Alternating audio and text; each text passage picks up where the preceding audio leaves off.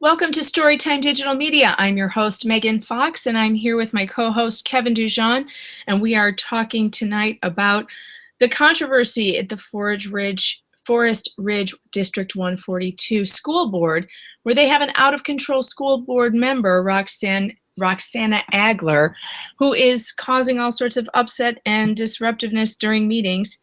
And what we want to talk about tonight is what can a school board do when they have or any board member in Illinois, what can they do when they have an out-of-control board member? Now, the state of Illinois makes it very, very difficult to oust an elected board member, makes it very difficult to remove them from their position, but there are rules of order and codes of conduct, and we have studied them, and we have some ideas for the board in Forest Ridge.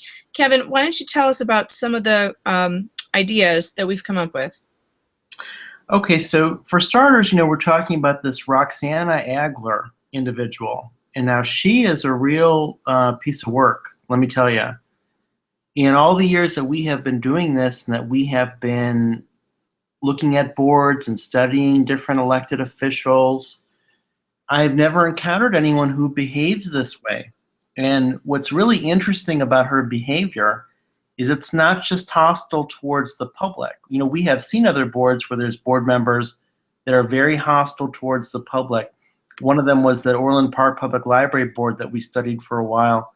There was a board member named Diane Jennings who was incredibly hostile towards the public. What makes Roxana Agler different is she's also hostile towards other board members. And I find that really interesting. So she gets on this board, and boy, some of the stuff that she does, I really don't understand what she thinks she's going to get out of doing these things. But she targets fellow board members with bizarre accusations that they're plotting against her, that they're talking about her to dogs. She's accusing people of gossiping or talking about her to dogs. She accuses people of spying on her at McDonald's. Really strange things. And then during one board meeting that we got a recording of, through the Freedom of Information Act, this District 142 board, they record their meetings via audio for the most part. And there was a segment, Megan, where she was being very rude to this man named Jerry Curran, who became the president of the board. And this was a squabble that Roxana had engaged, wanting to have the meetings. She wanted the board meetings to be held at 6 o'clock. I never heard of such nonsense, because the reason that board meetings are held typically at 7 or 7:30 is that most people work until 5 or 6.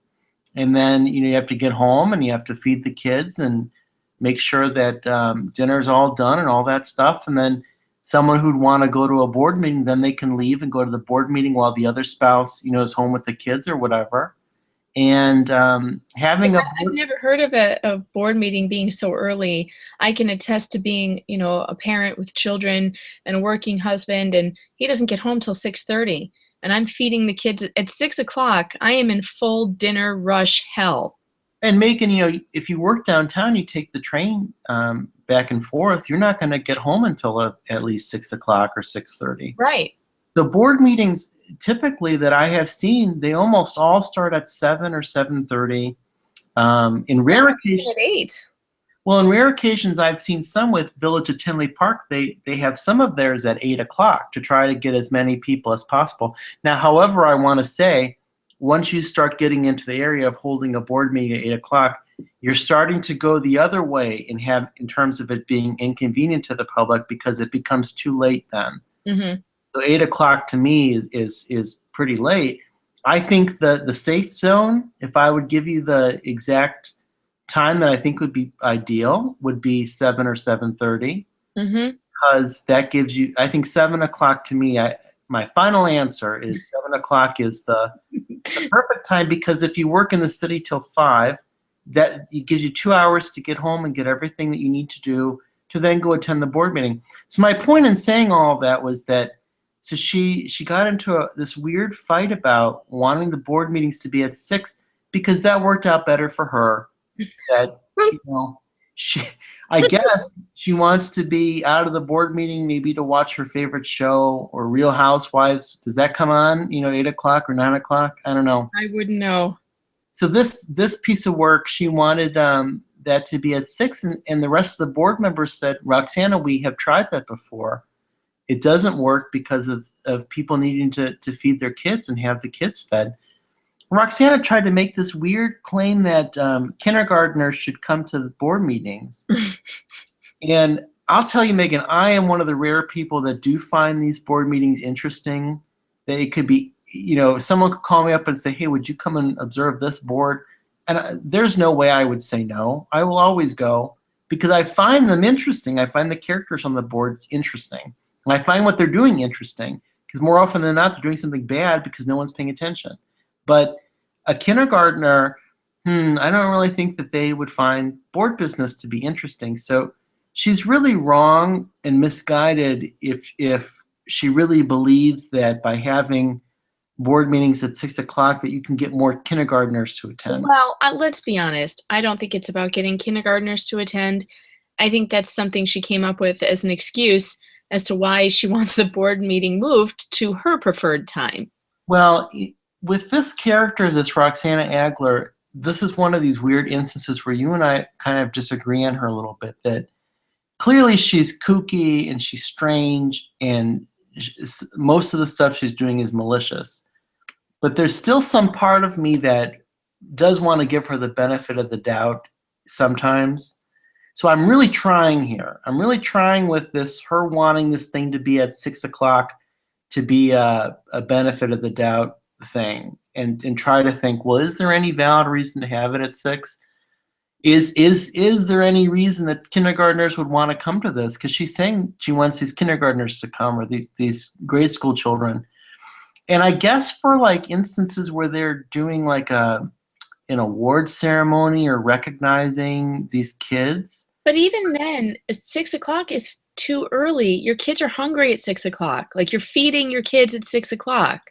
And that's where my point comes in, that even me trying to give her just an outrageous benefit of the doubt in that, Megan, I still come back to 7 o'clock being the perfect time for a board meeting, because that is still early for, kindergartners.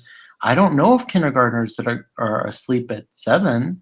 No, that would if you had to go for them to sing a little song or give an award or something, 7 o'clock would be perfectly acceptable. There's no reason why. And have all of whatever needs to be done with the kindergartners done right up at the front of the meeting on the agenda. Right. And kindergartners can all go home. And then the board can talk about the budget and boring stuff that maybe small children who want to go to sleep, shouldn't be there for. But so my point is, if you start the meeting at 7, by 7:30, you could wrap up whatever the purpose of having the kindergartners there could be done for. So at the end of the day, long story short, my attempt at giving her the benefit of the doubt that failed because it just doesn't make sense. So you know what she did to that Jerry Curran? So he was the president. He was being very nice to her, and we had a video about it that people could watch that has the actual recording of what she was saying. But he's trying to be nice to her, but then she insults him. She said something like, well, Gary, I know you don't have anything else to do, or No, she said, you don't have to worry about it, Jerry. Who do you have to go home to? Oh, yeah. Like he is some pariah that, it's just TV dinners and a broken television at his house. That's what she made him sound. And that was just so disrespectful and just so... Really, and she doesn't know anything about him. And, he's got grown children who are out of the house now. But even so, even if he had no children and he did live alone, and it's none of her business, A, and B, it's incredibly rude. It's incredibly rude. And, if you want to be social justice warriors, put your social justice hat on, and microaggressions and all that stuff, I find it to be discriminatory against him too, as someone who doesn't have young children, or someone, I don't know if he's married or alone or whatever, but you're discriminating against him by saying, oh, you have nothing else to do or nothing better to do. So that is not valid, and that's not okay in let's use political correctness against this woman, because she's the type that seems to like to use whatever she can against anybody else for any kind of an attack she wants to make. It's not okay what she said. In fact, you can hear the audience audibly gasp. Mm-hmm. Oh, yeah, I heard that on the tape. Hear that? Where the whole crowd just goes, And Right. then there's murmuring going, oh, now that's just, that's a beyond the pale.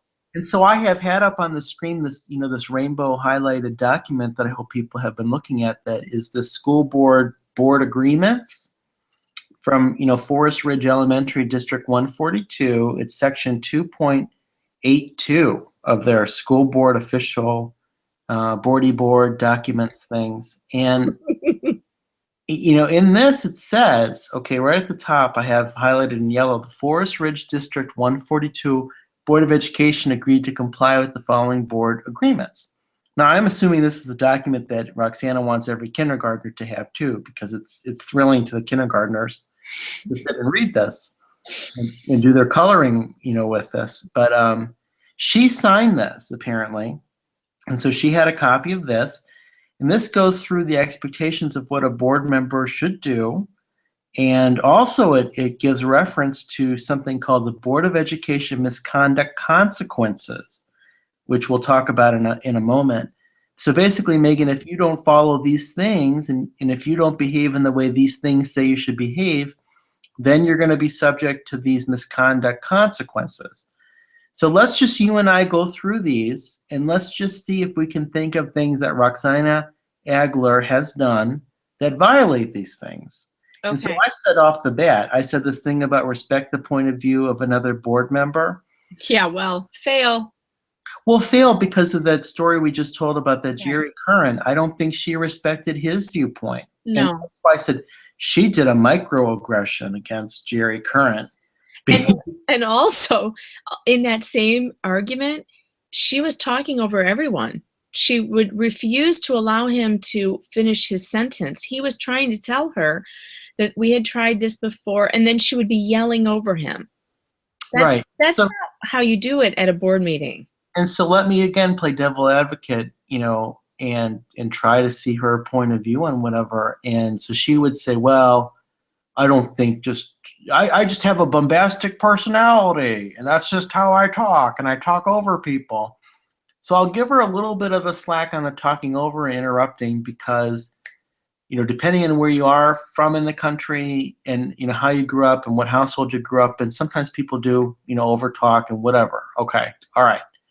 But I can't excuse her away on the respecting the point of view of another board member. I can't, because what she did to that Jerry, that was disgusting to me to do that. I don't find that appropriate. Horribly rude. It was really horribly rude. And I can think of other instances too. So if we're looking at the different emails that have been produced up to this point, and I know we're still waiting on a bunch more emails that she sent, because in at least in terms of what I understand, she has been a board member since, I believe, May of 2015. Is that correct?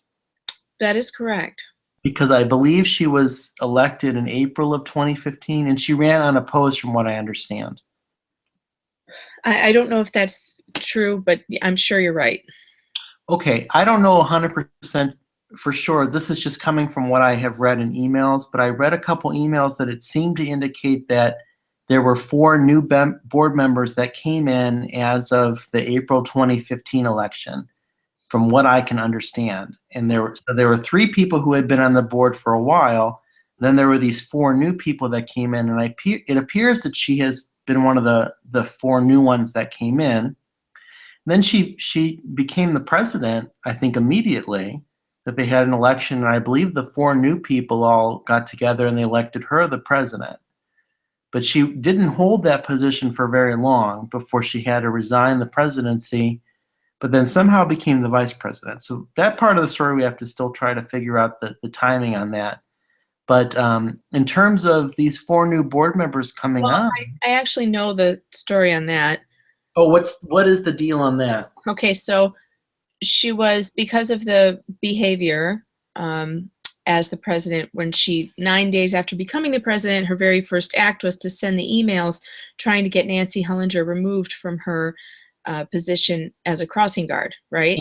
Nancy Hullinger, she's the one she always accuses of talking to dogs. Right. And so she started this crusade against Nancy Hullinger very shortly after becoming the president. And she also sent a lot of harassing emails, the same sort that we've seen.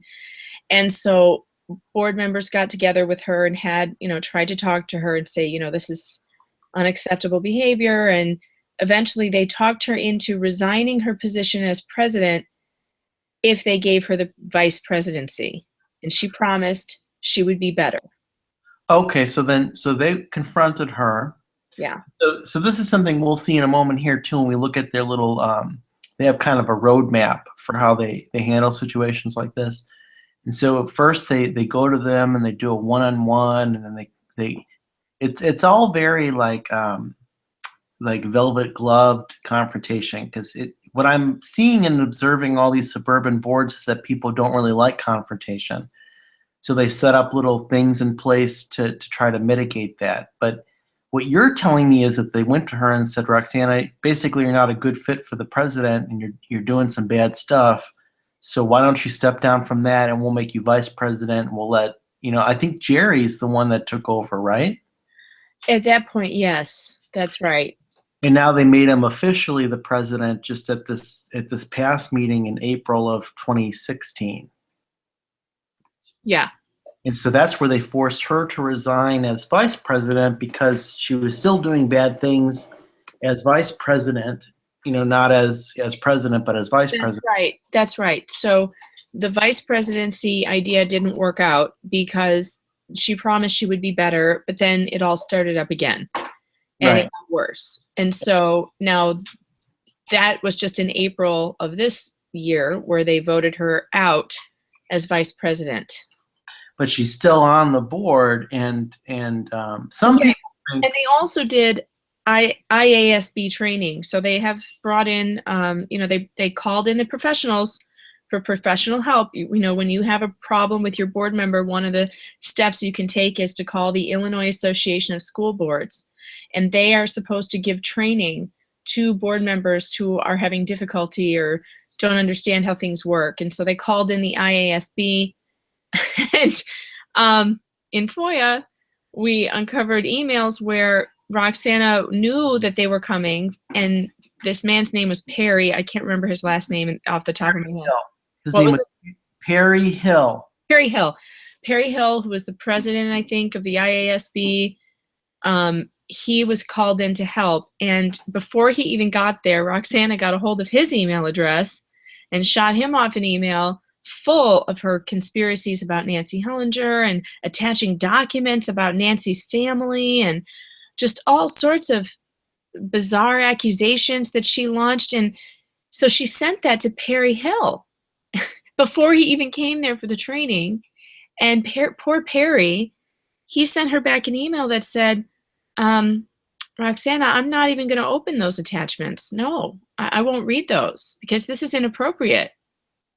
And it didn't get better from there. So she came out, they did 2 days of training. She didn't seem to get anything out of it. And she just continued doing what she's been doing. And if I remember correctly, there's that email where Perry says, I'm not even going to read this stuff. And then I believe there's an email that Roxana sent after Perry had come and gone. And she seemed very dejected, and she seemed to not enjoy whatever was said at that special meeting that Perry had come to.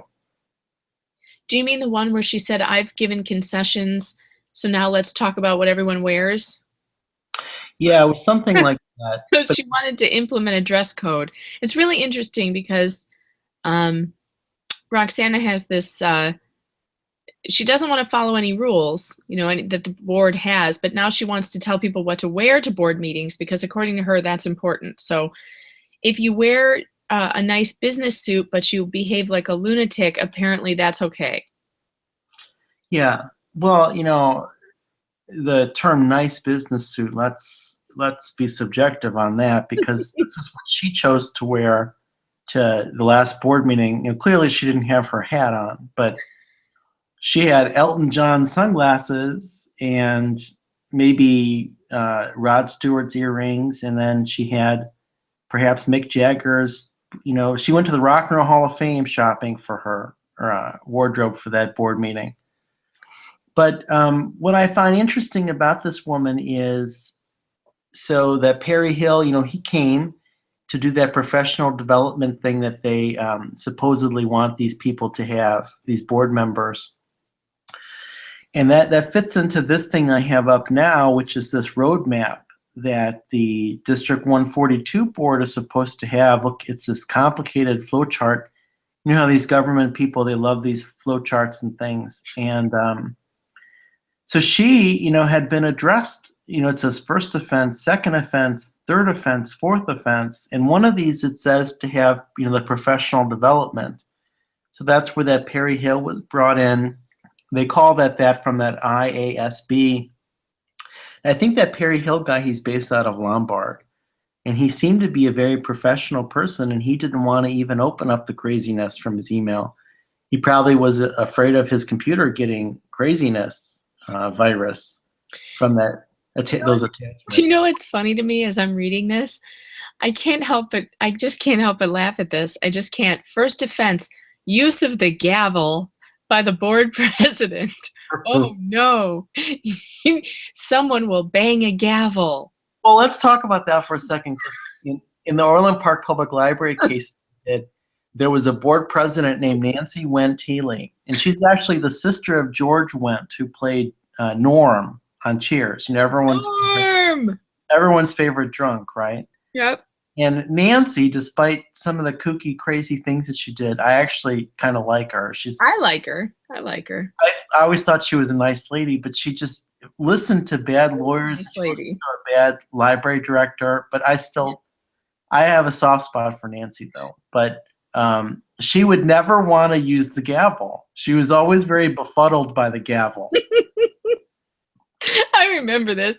I remember we were wondering, why is she holding that so awkwardly? She would pick it up and think about using it. Like she knew she should use it, but she wasn't quite sure if she was going to use it. And then she would tap it on the desk and no one really heard it. So she'd have to do it again.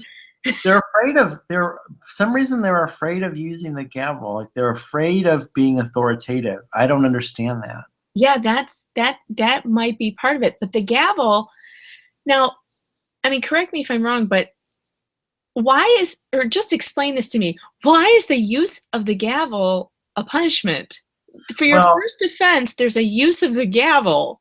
What I think this is communicating is that the use of the gavel will signify that something has been done wrong. So what I'm assuming this was written on March 1st of 2016. I believe this was pretty much put together because of Roxana Agler's behavior, because I believe in January and February that she had been behaving badly during board meetings. So then it looks like March 1st they decided to come up with this. Jerry Curran did use the gavel in April. Do you remember?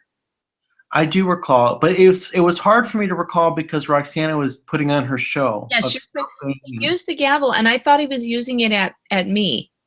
Because it was happening when you just assume that wherever you are, someone's using the gavel against you. But I think pretty much it probably would have been against her because she's the one that was acting bizarre. Right? At the time when he used it, I was the one talking because I was telling her not to touch the camera.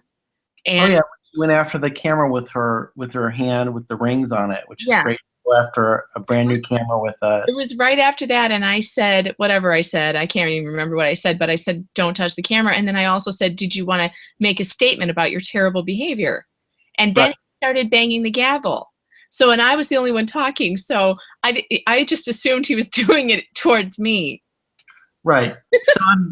So I think the gavel it's saying that the gavel will signify that something is happening during the meeting that shouldn't be. Okay. And so then the first offense says a general reminder to all board members of the need to comply with the board agreements. And so I think Jerry will bang the gavel, and then he'll just say in general, okay, we need to follow our board agreements. And that was that other thing that we'll get back to with all the colors in a second.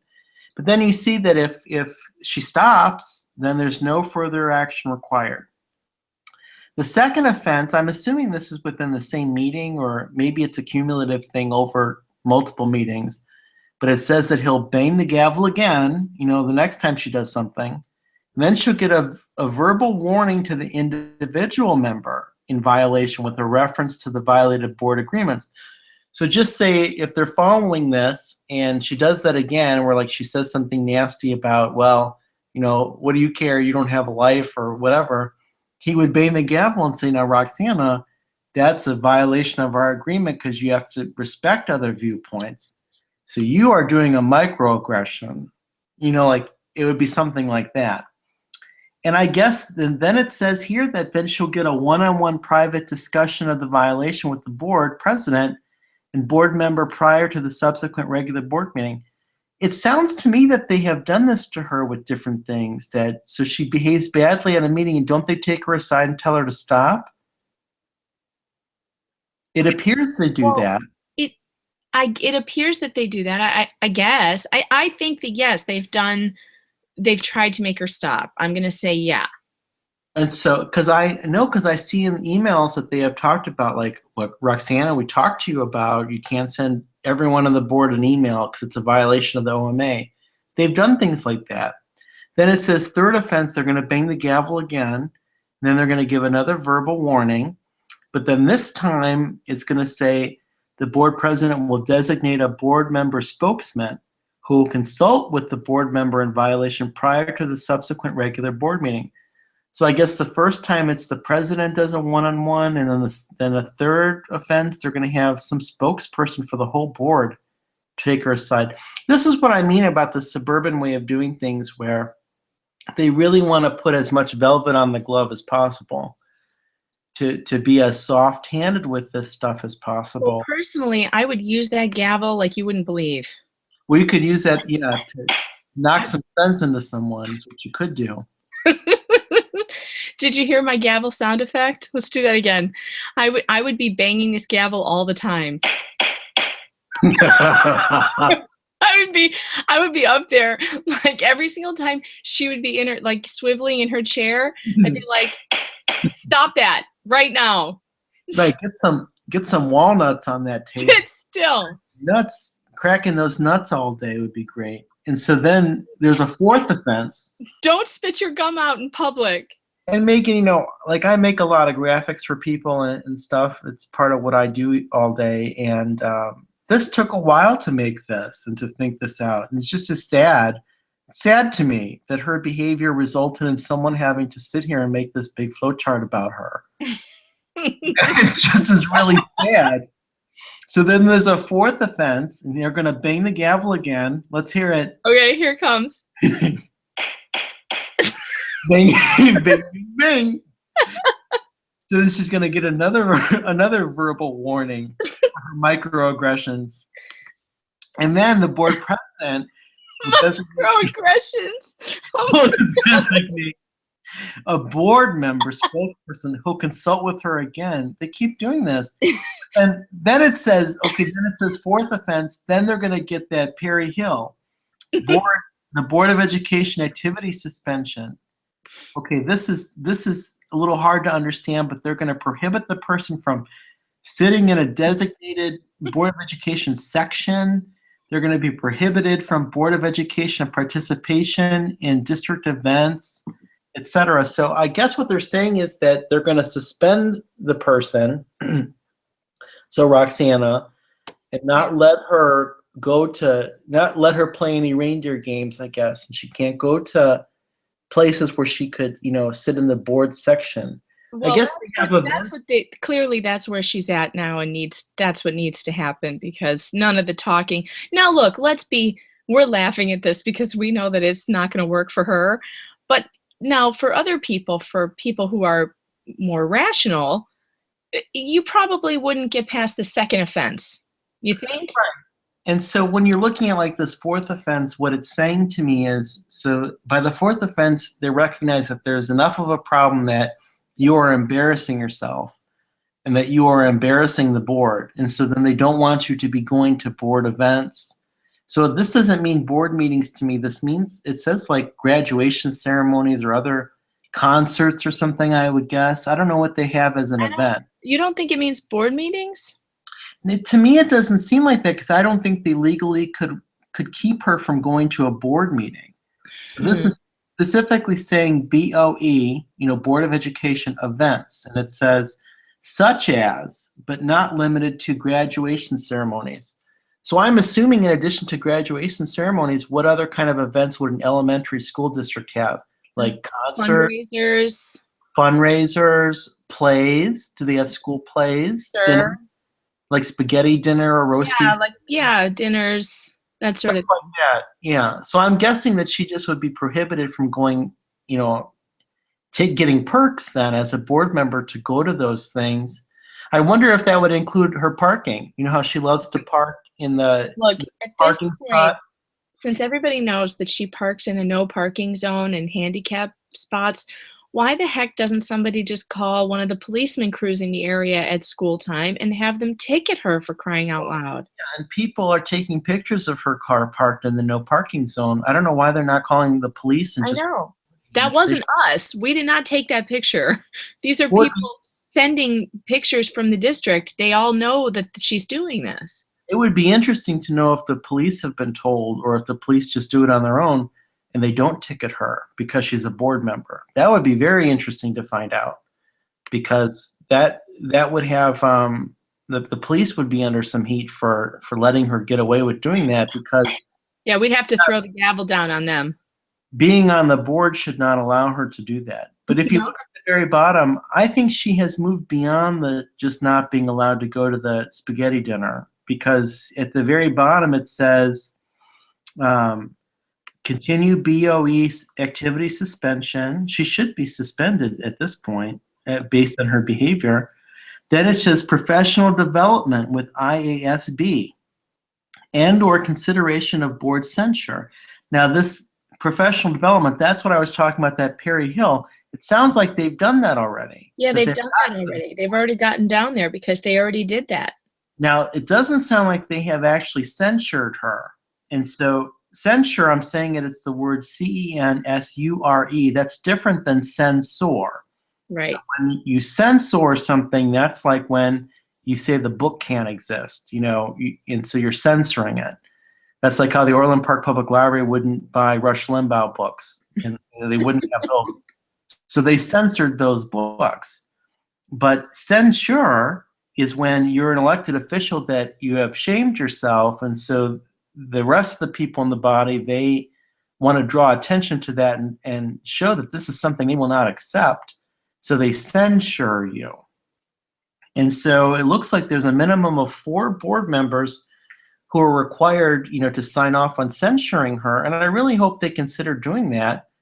And I don't know why they haven't done that already. Well, I think because, like you said, everybody wants to go about resolving issues as non-confrontationally as they possibly can. And I think that they've gone through all the steps that they've laid out. And so now we're at the bottom of the list, and it remains to be seen what will happen next. But I do look forward at the next board meeting to Jerry really getting into the gavel. I really do. He needs to go to Whole Foods and get some uncracked walnuts and be practicing on his table. Yes, Jerry. Even better. Jerry, if you're listening, take the gavel home and start practicing.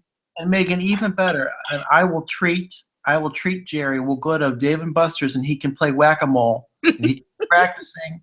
I will give him some coins to do that. We'll have, you and I will go with him. We'll have pizza and we'll show him how to do it with the whack-a-mole game. With the whack-a-mole, and I want to see Jerry. I want to see you do it with some chutzpah, with some confidence. That'll be a fun day. That'll never happen, but it's fun in theory. So back to the rainbow-colored document here with all the highlighting things she's done wrong. So she doesn't take ownership of her unprofessional conduct, and it says here that each board member will display professional conduct and decorum.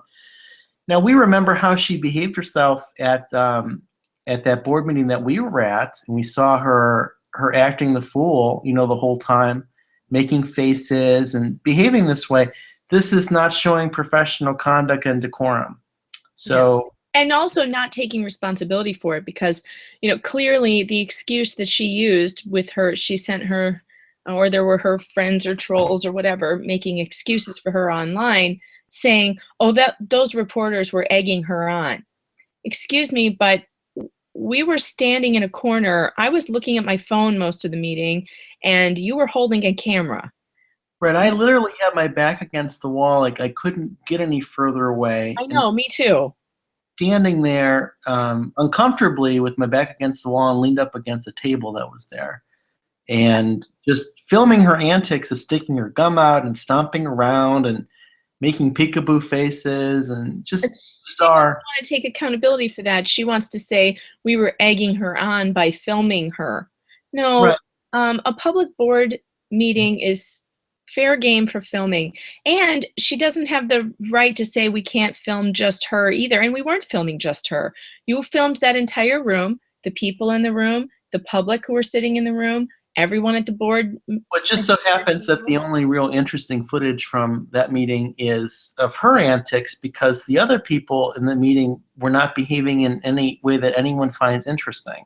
Right. Everyone else was behaving rationally. So when And you have a room full of people who are sitting there like this, just conducting business, and then you have one person at the end that is just having a cavalcade of her own with her paisley print binder up in the air and stomping with her gum. now I ask you, if you're at a board meeting and you're filming and this is what's going on, who are you going to be focused on? Right. And then she also was doing this thing where she would keep mouthing words at us. So it was interesting to try to figure out what she was saying, what strange. We were not mouthing words back to her. No, it was just her doing that. Just her taunting, trying to taunt us, trying to get our attention. People in the audience too, like she was taunting that one woman from the PTA who spoke. While that woman was talking, she was taunting her too. It's just strange and bizarre, the endless behavior. So again, I believe that she violated this professional decorum thing. Also, let's talk about this closed session aspect, because again, they wrote this document just for her, because it's all the things that she does wrong. So it says, what is discussed in closed session stays in closed session. It's like what happens in Vegas stays in Vegas. Right. I think they wrote it that way so she'd understand it. So she'd understand that. And it says each school board member should avoid sharing points of discussion from closed session with members of the public. And they have to define members of the public as non-Forest Ridge School District 142 school board members. So anyone who is not a Forest Ridge School District 142 school board member is a member of the public based on this definition. And that's important because she sent emails to like the mayor, to the executive assistant of the village, to the police people, whoever else. So anyone who one of the parent that stood up to complain about her behavior and to ask the board to do something, one of the first things she said was that Roxana Agler had told her private board business. She said that in her comments, that I heard her, she told me what happened in closed session. And what's interesting here, the way this is written, is even if she was discussing stuff from a closed session with that Superintendent McDermott, he's not a board member based on this writing. So even talking about things from a closed session with him would be a violation. I'm not sure, because is he a board member?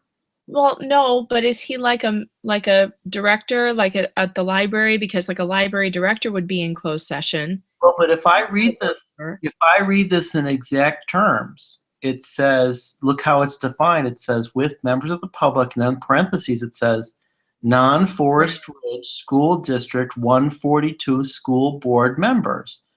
To me, that section in parentheses is saying anyone who is not a Forest Ridge School District 142 school board member is a member of the public then. Yeah, maybe. So we're quibbling over a hair here because that McDermott guy was in those closed sessions, I believe. So then he probably is not included in that.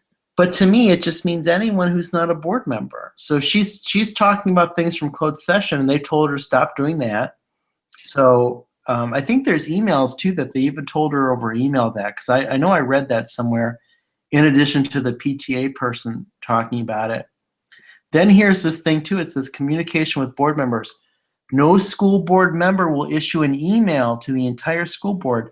Now, she's done that a bunch of times, and I saw an email where she was told to stop doing that.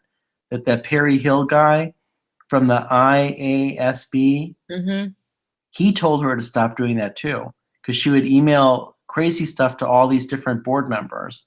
And that's a violation of the Open Meetings Act to do that. Well, something that was disturbing to me that I saw in the FOIA was that someone named Mary, and I'm not sure if Mary's a board member or I think she might be, and I just don't have her last name on me, but she emailed Perry to ask him. She forwarded one of Roxana's emails, or he was copied on it, I don't know, but she asked him, Perry, isn't this the type of email that you just trained us on that we are not supposed to be sending? And he responded to her and said, yes, this needs to be discussed to see if this person violated the rules of the board. But I thought it was interesting that he kind of passed the buck right back to her. You know, she appeared to be asking for his help, and he was like, yeah, you need to sit down and figure out if this is a violation. What do you mean if it's a violation? It is a violation. You just said it was a violation, so do something. Well, I think this is one of those situations where this Perry Hill guy from the IASB, I think that he is trying to be respectful of the sovereignty of them as a board. You know how these boards get really weird about stuff like that? Like they don't want someone telling them. So I think he's trying to say, like, our role is to advise you, but we can't tell you. Mm. So you as a board have to collectively look at it and say that's a violation. Now, however, the other person who would say it's a violation is the Attorney General's office or the Public Access Counselor. Because if people would take that to the PAC and say that they are having these discussions over email, that those are Open Meetings Act violations. So they can get in trouble for that. And in fact, willful violations of the Open Meetings Act, that's a Class C misdemeanor. So if they're engaging in correspondence when they know that they're not supposed to be doing that to, you know, the whole board, they could be in trouble with the Open Meetings Act and with the Attorney General's office. But my point is, I think that Perry Hill guy was he was basically defaulting to the position of, well, we've talked about this, and you know, I've told you what this is, but you as the board then need to take action. I don't think that Perry Hill is their supervisor. He's not. I think this is another reason why it's very difficult to find good people to sit on a board. Let's be honest. Does anybody have time in their day or to deal with this kind of garbage and nonsense? So now we have a situation where, you know, the board has to, and these are members of the same community, and they go to school together, and maybe some of them go to church together, and this is a person they have to see every day. And so whether or not she sits on the board or not sits on the board, they're still going to have to see her every day. So I can appreciate and understand the awkwardness of the position that they find themselves in, and so maybe they feel they want someone else to step in and do something because this is a person they have to see every day. But it really does seem that this is going to have to be resolved by this board, that they are going to have to just put that aside and get that gavel out and do what you're supposed to do, go through the, you know, and I've been told, I have sources who tell me just be patient because they're working very hard, and at the next board meeting it should be, there should be something done. Well, so, because just look at some of the weird stuff that she does just in emails. So here's an email again. Now this is January 20th of 2016. So this is before she had her Perry Hill training, you know, her professional development telling her not to do this. But you can see Roxana Agler sent to P. McDermott. You know, she sent it to Jerry Curran, Nancy Hullinger, Joe Bittner, Tina Benalius, Sarah Doff, Mary Dermott. Yeah, Mary. So that's all these board members. So she's sending these emails to all these board members, and that's a violation of the Open Meetings Act to do that. Then she writes, "Do not respond." But that doesn't matter. Just the act of her sending it to people is enough. But this is just chock full of just crazy. This is her going on about catfishing again. This is her saying, you know, she wants those meetings earlier just because she wants that. It's funny that you pulled up the Veruca Salt picture, because she completely reminds me of actually a mashup of Veruca Salt and Violet Beauregard, because Violet Beauregard was the compulsive gum chewer. She also reminds me. But Veruca Salt is the spoiled brat that wants everything right now. And she reminds me also of from the show Gem and the Holograms. Remember that cartoon with the music group Gem? The Yeah. bad guys was called the Misfits. They had the one with the green hair called Pizzazz. Yeah. She reminds me of that character too. But she's always going on about this thing about people are catfishing her. And so then she says a bunch of crazy That stuff. is the most disturbing picture of a cat / fish I've ever seen. So then she accuses people of a bunch of crazy stuff, but then she'll call them bullies. That's her thing. Like, it's so funny. Like, she takes a punch at people, and then she'll say, well, don't you punch me. What did you just do? Well, now let's look at down there where she says, I will make sure to have my heavy and my Everlast gloves laced up for next meeting. And now the picture right next to it, that is actually her. A parent took a picture of her wearing her Everlast boxing gloves at a meeting. It wasn't a board meeting. It was some other district meeting. Because parents took pictures of this because it was so weird and people were, intimidated and felt like there was something wrong. Paul McDermott asked her to take them off several times and she refused. This is beyond. I know it is beyond. And like, there's the part of her though that's still like, wow, she's such a kooky character that she's a little bit endearing, but yet she's so malicious with this stuff that you have to overlook that. Well, she's this one who keeps saying she's being bullied, but look at her threatening to fight people with boxing gloves. And right. Shows up wearing them. There is no other way to look at it but intimidation. And I found another email where it was a response to an invite that went out to inviting some people to the board meeting. So it was an invitation and they were inviting, I don't know, some other administrators at the school or something. And she wrote back, she replied, and it was supposed to be a joke, I guess, but it really came off wrong because she replied back and said, enter if you dare. Mwahahaha. Right. Yes, that's what I mean. Like, sometimes she's trying to be funny, but there's a disconnect. So there's something wrong with her that she doesn't. But people are already scared of, people are scared of her and she knows it. Right. She knows that people are intimidated by her. And she is 100% in the wrong for continuing to do stuff like that when she realizes that it's not being taken in the way that she, could claim that she intends. But wearing those boxing gloves, that was not okay to do that. That was not okay to wear boxing gloves to the next thing. That's not okay. No, and I think that there's a part of her that likes it, that people are scared of her. And I think that that's not right. She signs off peace and love peeps. Well, who doesn't love peeps? But that's just bizarre, and it's just unprofessional that you're signing your official board member emails like that. Oh, look, another one. Well, this came like the day after, I think, January 21st. So she's going on again about wanting, the meetings changed. Then she's talking about having breakfast with Marvin LaCroix, or LaCroix this morning. And so who cares if she had breakfast with whoever? Then there's this just absolute vulgarity of her saying, you stuck a rod up my blank last year, and I took it like a man. Boy, that is offensive. I don't even know what to say to that. I don't even have. I can't. I don't know what to say to that. I've never. So this is a woman who sits on the school board, and this is the kind of language that she uses. On an elementary school board. And then she says, you will not like my tactics or methodologies, but I don't like yours either. Well, none of this has license for you to be using language like this, vulgarity. Then she's going on still about that crazy catfishing thing. Oh, look. And quite frankly, have no respect for a good portion of you. Isn't that breaking the rules? Remember the rules we just read? That is breaking the rules. There's another email too. I can't find it right now, but she goes on about like the intellectual capacity of some people. Oh, that was bad.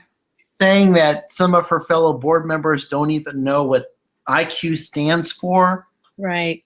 Saying that they're just blue collar people, or like she thinks that she's so fancy. That fancy silver hat is pretty fancy. Right. She thinks that she's really some kind of a special individual, but it just is. It's not. None of this is appropriate.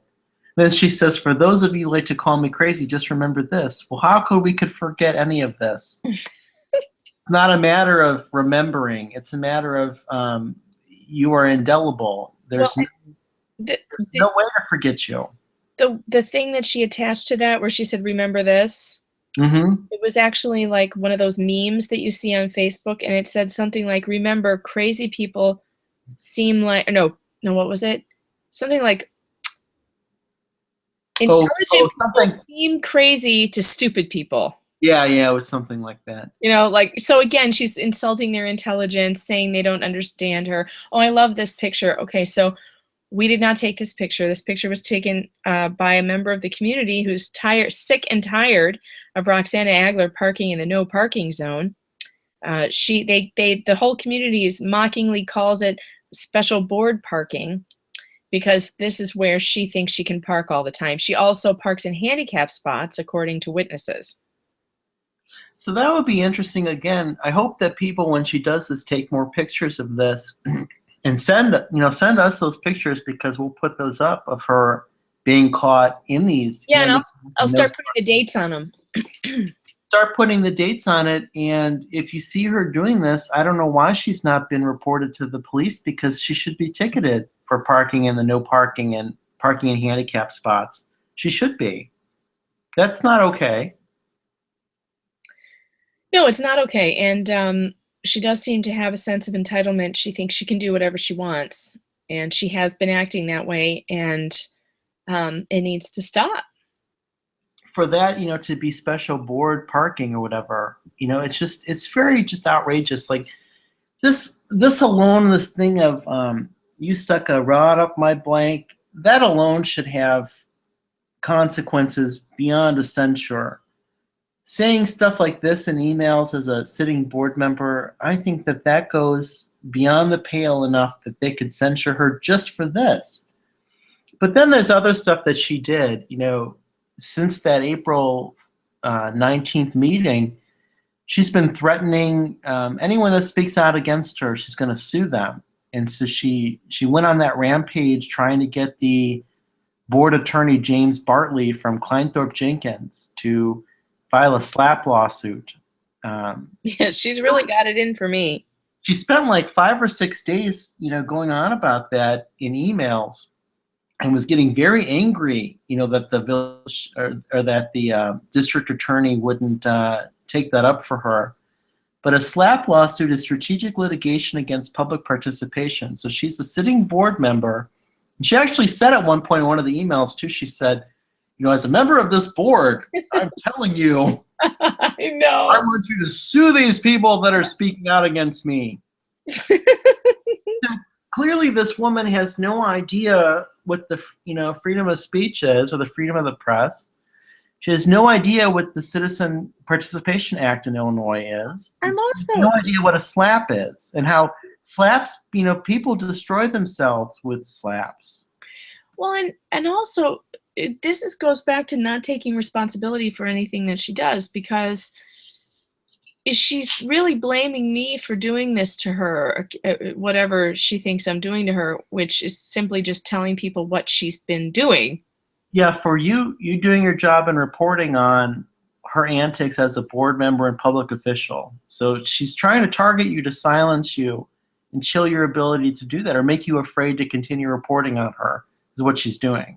Right, and it's unfortunate that she doesn't see she's done this to herself. No one has done anything to her at all. No one. The fact remains that she's sitting on a public board and she's behaving this way, and it's affecting the community, and that's what the story is. Here's how I would have had no story. I show up to the board meeting on a tip from parents that there's a board member behaving badly. Roxana Agler sees that there's a camera in the room and decides, oh, I better sit quietly and still and not draw any attention to myself. Yeah. And I would have walked out of there thinking, with no footage. I would have walked out of there thinking, boy, these people are really overreacting, or, they're just telling stories. I wouldn't have known.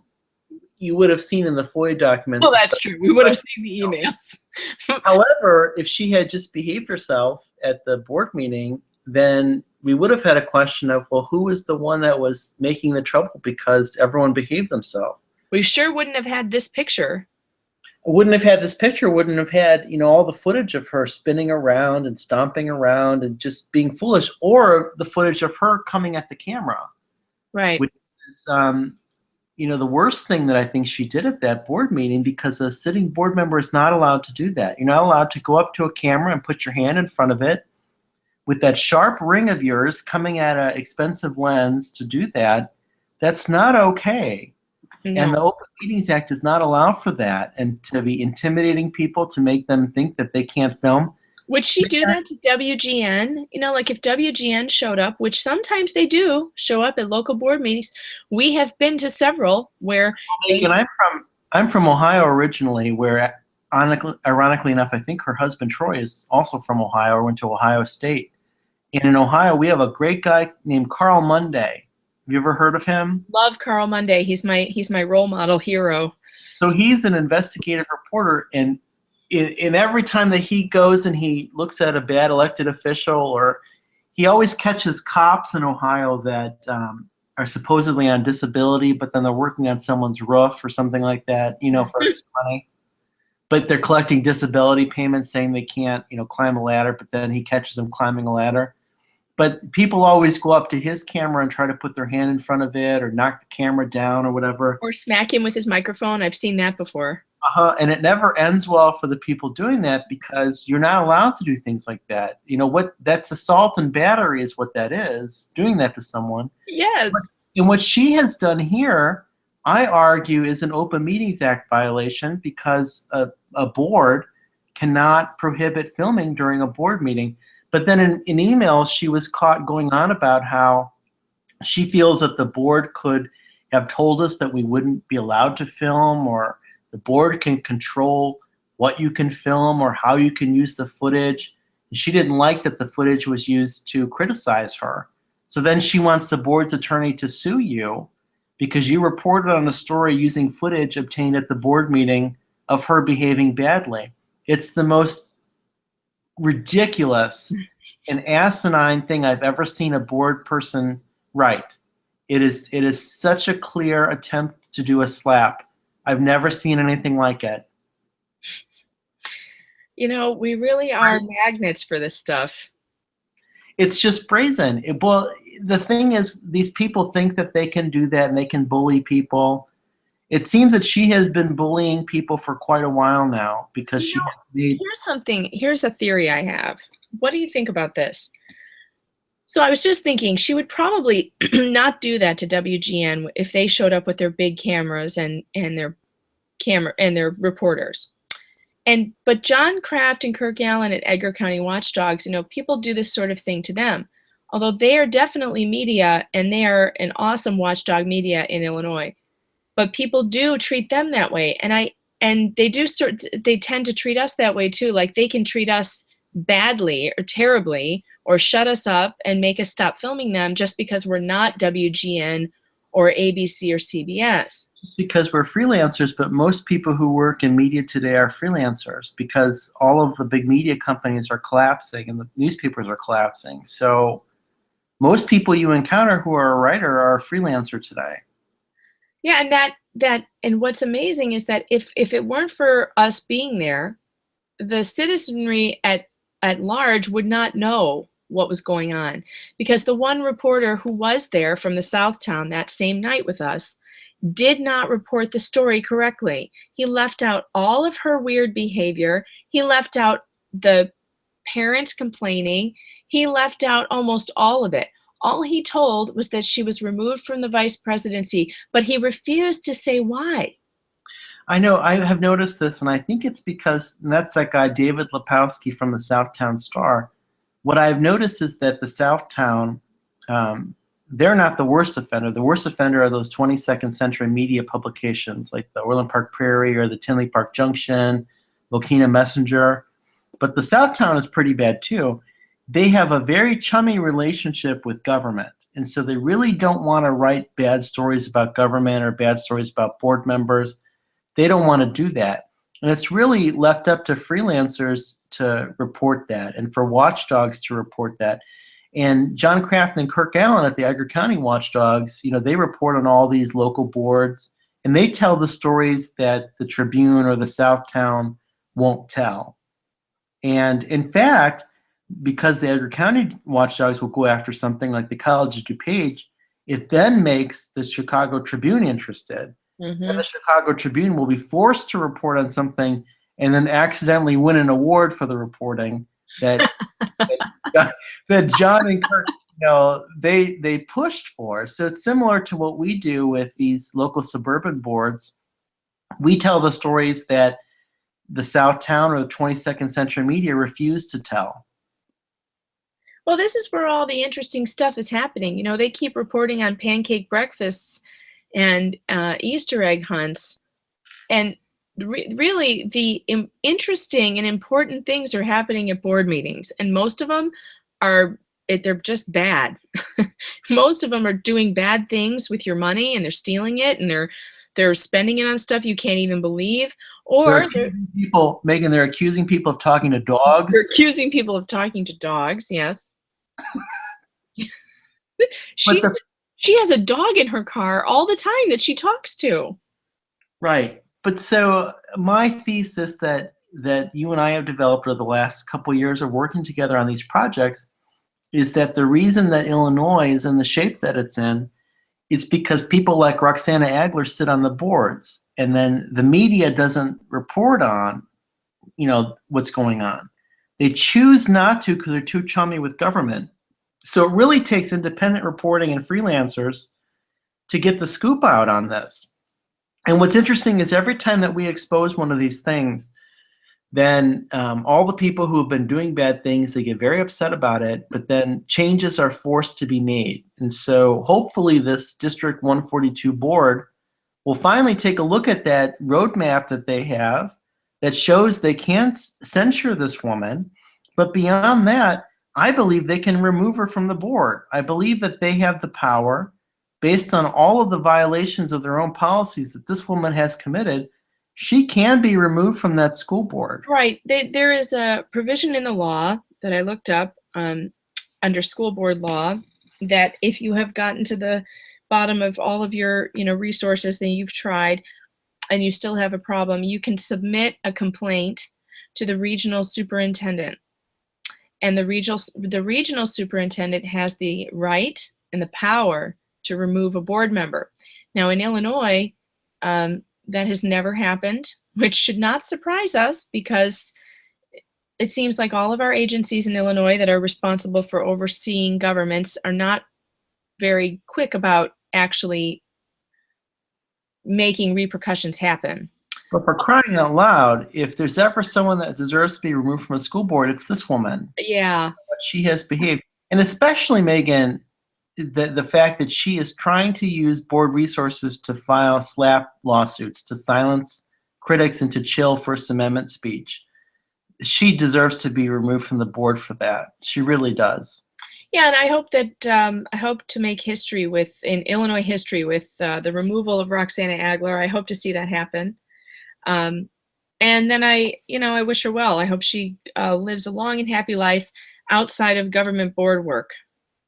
I wish her well too, and I hope that she finds someone that she can talk to and work through her various issues, because she needs to be talking to someone about these feelings she has that people talk to dogs about her, that people catfish her, all these other conspiracies, the thing about her thinking that people at McDonald's are plotting against her, that people go to McDonald's to talk and spy on her. I've gotten to know these people in Forest Ridge at the district, and they're all really nice people, and they all, all of them care about these kids, and I'm sure she cares about her kids too in the school. I'm sure she does. These people they're not conspiring against anybody. They just want to get the business of their school taken care of. I believe she cares too, but I believe that she has some problems. Yeah, Well, she's not fit for office. And some people are fit Talking, for office and some people are not. And she's one of them. and Uh, her talking to that Perry Hill, that didn't solve it. no. And that was tried, and it looks like they gave it a really good sustained effort to try that, and she didn't seem to benefit from that. So she doesn't belong on the board. She needs to take a step back and refocus and regroup and maybe put some of these demons to rest. One of the things that I noticed during the recording of the audio we had from that January meeting where she had insulted Jerry, she went on a long tirade about how many things she's involved in. She's committed to the board, she's on the PTA, and she named 4 or 5 volunteer organizations. And I give her credit for that. But as a mother myself with young children, it is very, very difficult to stretch yourself that thin. I think that perhaps she needs to take a step back and try and get a better schedule because I don't know how she's doing it, frankly, with 5 organizations, and it's just too much for anybody. And we're running out of time here, so that's really the thought I'd like to end on, is that everyone does wish this woman well. However, you can still wish her well and at the same time recognize that she is not a good fit for that board and that what she has been doing is unacceptable, including crossing a line into violating the Open Meetings Act, into pushing for illegal slap litigation against critics to silence them. This is someone who should not be an elected official because she uses that position to try to intimidate and try to bully. So she needs to be removed from that. And then she also should make choices of her own to take off some of these responsibilities and really focus on maybe 1 or 2 things instead of 5, because there is a problem here. It's sad.